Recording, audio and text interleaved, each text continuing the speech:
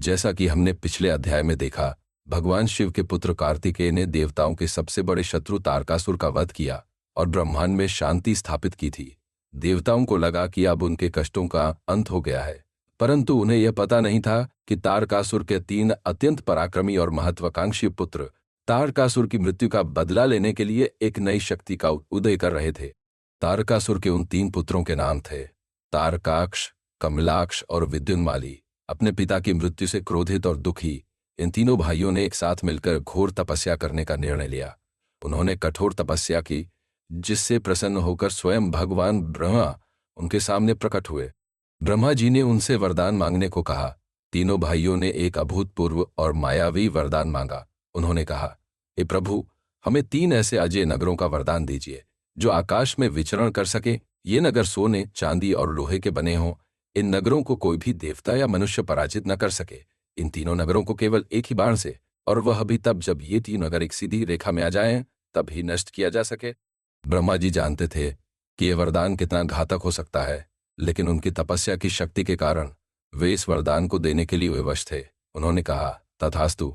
वरदान प्राप्त करने के बाद इन तीनों असुरों ने दानवों के महान वास्तुकार मयदानव को बुलाया। मयदानव ने अपनी अद्भुत शिल्पकला से उन 3 नगरों का निर्माण किया। तारकाक्ष के लिए सोने का नगर बना, कमलाक्ष के लिए चांदी का नगर बना, विद्युन्माली के लिए लोहे का नगर बना। ये तीनों नगर मायावी शक्तियों से युक्त थे, जो आकाश में उड़ सकते थे, घूम सकते थे और अपने निवासियों को हर खतरे से बचा सकते थे। ये तीनों नगर मिलकर त्रिपुर कहलाए। त्रिपुर की शक्ति प्राप्त करने के बाद तारकासुर के पुत्र अत्यंत अहंकारी हो गए। वे अपनी शक्तियों का दुरुपयोग करने लगे। उन्होंने देवताओं, ऋषियों और मनुष्यों पर घोर अत्याचार करना शुरू कर दिया। वे यज्ञों को नष्ट करते, ऋषियों का अपमान करते और धर्म का उपहास उड़ाते थे। देवतागण और ऋषिमुनि अत्यंत चिंतित हो गए। वे सभी मिलकर भगवान शिव की शरण में गए। उन्होंने अपनी पीड़ा भगवान शिव को सुनाई और उनसे त्रिपुरासुरों का संहार करने की प्रार्थना की। शिव ने उनकी प्रार्थना स्वीकार की और उन्हें आश्वस्त किया कि वे निश्चित रूप से इन दानवों का अंत करेंगे। ब्रह्मा जी के वरदान के अनुसार त्रिपुरा का संहार केवल एक ही बाण से। यह रथ केवल एक वाहन नहीं था, बल्कि यह समस्त ब्रह्मांड की शक्ति का प्रतीक था।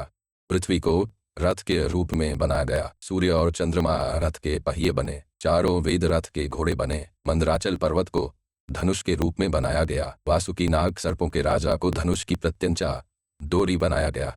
भगवान विष्णु स्वयं बाण के रूप में प्रकट हुए और बाण की नोक पर अग्नि और वायु की शक्ति थी। भगवान ब्रह्मा इस दिव्य रथ के सारथी बने। यह रथ इतना विशाल और शक्तिशाली था कि ब्रह्मांड की सभी शक्तियां उसमें समाहित थीं। जब शिव उस रथ पर आरूढ़ हुए तो वे ब्रह्मांड की समस्त शक्तियों के सर्वोच्च नियंत्रक के रूप में प्रकट हुए। युद्ध का समय आ गया था। शिव ब्रह्मांड की शक्ति से युक्त होकर अपने दिव्य रथ पर सवार हुए और त्रिपुरासुरों के विरुद्ध युद्ध के लिए प्रस्थान किया।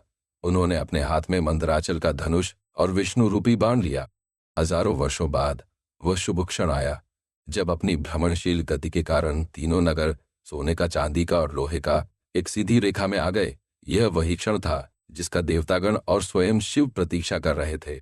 जैसे ही तीनों नगर एक सीधी रेखा में आए, भगवान शिव ने धनुष पर बाण चढ़ाया और एक पल भी देर किए बिना अपना दिव्य बाण छोड़ दिया। वह बाण एक तीव्र गति से तीनों नगरों को भेदता हुआ निकल गया।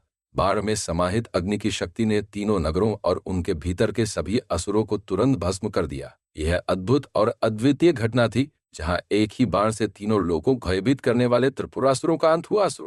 इस महान कार्य के लिए भगवान शिव को त्रिपुरांतक, त्रिपुर का अंत करने वाले के नाम से जाना गया। इस घटना ने एक बार फिर यह साबित कर दिया कि कोई भी शक्ति, यहाँ तक कि ब्रह्मा का वरदान भी, यदि उसका उपयोग अधर्म और अत्याचार के लिए किया जाए तो वह शिव के क्रोध से नहीं बच सकती।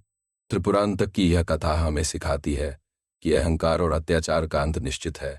यह दर्शाती है कि भगवान शिव केवल एक विनाशक नहीं है, बल्कि वे धर्म और न्याय के रक्षक भी हैं।